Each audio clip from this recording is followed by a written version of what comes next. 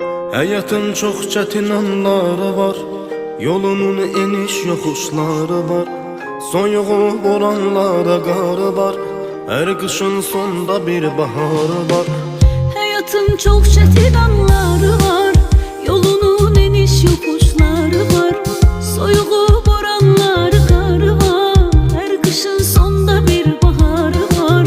Sevgidir nurlu ümit yolumuz, dikanlı olsa da sağ solumuz. Hayat oyunundaki rolumuz, kavuşan iki aşık sonumuz. Birazca səbr elə canım mənim, qarşıda sənlə gözəl